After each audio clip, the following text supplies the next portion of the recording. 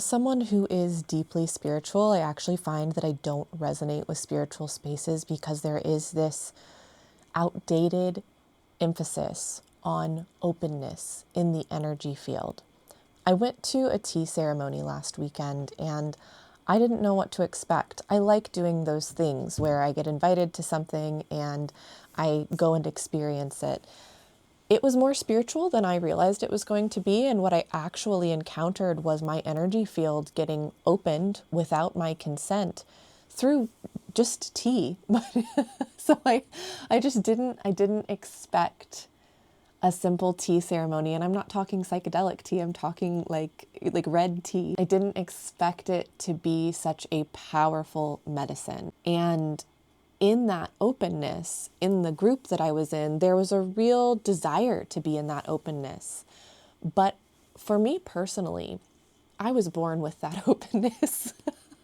As someone who is very sensitive, one of my spiritual abilities is to merge with everything that I experience. And on my spiritual development journey, the work that I've done is to actually cultivate the ability to know myself as separate from everything that I encounter. And I find that to be deeply spiritual. So it really got me thinking, because I think that this openness that is really sought after in a majority of spiritual spaces is a high that people are chasing that is often really hard to integrate into normal life. I think that part of the reason human consciousness has needed a pendulum swing towards openness for a long period of time is because in the openness, we recognize that spirit is real. And that's been a very important piece of what humans have come to understand about themselves, is that they are not just body, they are also spirit, and we live in a shared web of collective energy.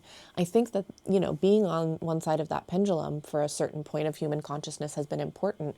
But at this point, I believe we're being asked to find balance because there are so many sensitive souls who have been born onto this planet who don't need more openness. In fact, opening further is detrimental to people who are already experiencing the collective field so vividly. And this has been my experience.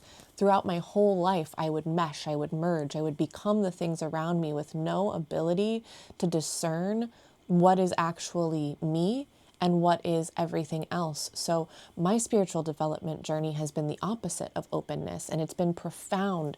The profundity of swinging the pendulum to the complete opposite side, where I get to experience what is truly my energy. I get to know myself as separate from everything that is. And I think that, on a sort of meta level, I think that my soul has probably lived a lot of lifetimes where I was exploring this openness in order to get to the point where I don't want any more openness. I want to have definition. I want to have discernment. I want to have a clear understanding of who I am in relationship to the context of my life. But with all things, there is a dichotomy. And so we don't want to stay in openness. We also don't want to, stay in complete discernment, because what tends to happen when you are on this side of the spectrum where you are really in that discernment and in those heavy boundaries is you end up isolating yourself. And I've been there, and I think that it is an important part of finding your way out of openness and into who you truly are. But what's the middle point? Because in all dichotomies, that is really the medicine and the learning. And the middle point in between openness and boundaries is to be able to have human connection while maintaining your personal autonomy. In many of these communities where openness is so emphasized, one of the downfalls, one of the detriments, one of the really dangerous aspects of it is a mentality where there's not a whole lot of space for differing opinions. In these spaces that cultivate this really extreme openness, there tends to be a lack of permission for personal autonomy. And in that lack of permission for personal autonomy, there is also a forceful, sort of controlling vibration of groupthink. And that we've seen over many different examples in modern times. We've seen how detrimental that can be through different tragic experiences in cults, right? And I'm not saying that openness is a bad thing. Openness can be incredibly healing. It can be incredibly expansive. It can be incredibly validating for people who don't quite know how to metabolize their awareness of spirit and energy. Openness may be necessary for people who fall more on the boundaried side of the spectrum, right? So this is a question of where do you fall and what do you actually need to find that central point of connection while maintaining your autonomy. For most of the people that I encounter as a spiritual teacher, openness is the default state. You have experienced openness your whole life and you don't need more openness. And this is why people who are already in a really profound state of openness in most instances and end up in spiritual communities where openness is the goal, find maybe experiences that feel dangerous or even scary, right? That push them away from spirituality.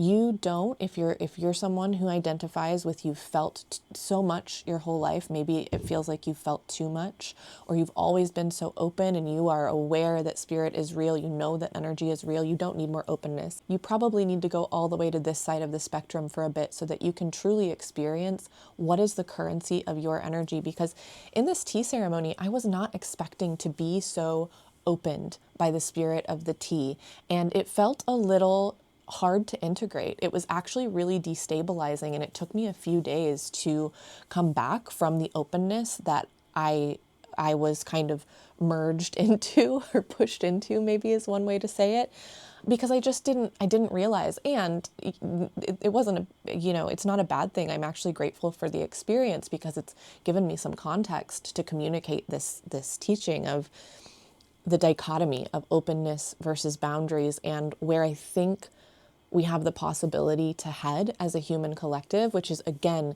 into that space of collaborating and connecting with each other as humans through our own personal autonomy. In that space, we don't need control to relate to one another.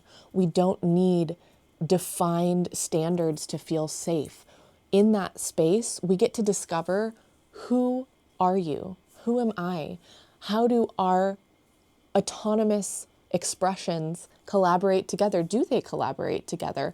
Are you meant to be a part of my inner circle? Are you meant to be a part of, someone who's a little bit further out? Or are you not meant to be in my life at all?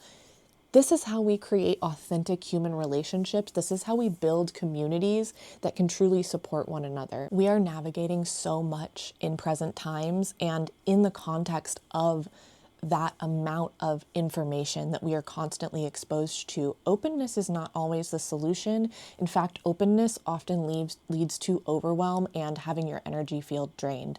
So if you have resonated with this message, I really encourage you to perhaps seek out spiritual spaces that emphasize the boundaried experience of learning what is actually your own energy.